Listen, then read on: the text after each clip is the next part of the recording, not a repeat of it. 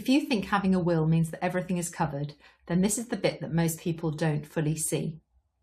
Hello, I'm Caro Seiston and I'm the founder of Your Final Matters, and I help people to get their paperwork and their practical ducks in a row so that their family aren't left trying to figure everything out at the worst possible time. This is part of my relationship, property and legal blind spot series, and in this episode I'm focusing on something that often gets missed: planning not just for death but for what happens if relationships change. So when people think about planning, they usually think about the what happens when I die scenario, but there is another side to it. What happens if you separate? What happens if you get divorced? What happens if life doesn't go to plan? Because let's face it, it often doesn't. A will is important, there's no doubt about that, but it only covers one scenario, and that's not the only scenario that can affect your life massively. It can affect your assets and it can affect your family.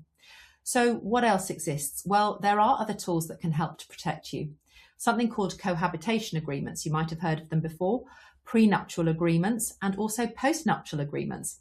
And these are about planning ahead and thinking through the what if situations. If you think about a couple later in life, they may well both have children from previous relationships. They are most likely to have some of their own assets each. Maybe they have each got a home. Everything feels fine right now. It's probable that they're in the honeymoon period. But if something changes without clear agreements, without updated planning, the outcomes can become messy very quickly. And why does this matter? Well, this isn't about being negative, it's about being realistic.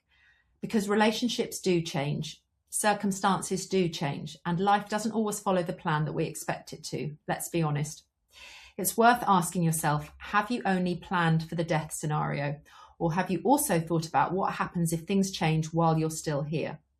Because good planning isn't about just one document, it's about looking at the full picture. And if this has made you realise that there is more to planning than just writing a will, then you're already ahead of most people.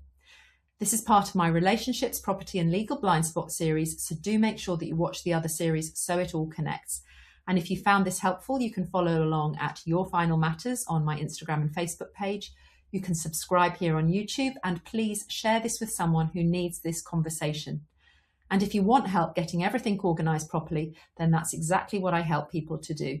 You'll find more at yourfinalmatters.co.uk, because while you still have a voice, you have a choice.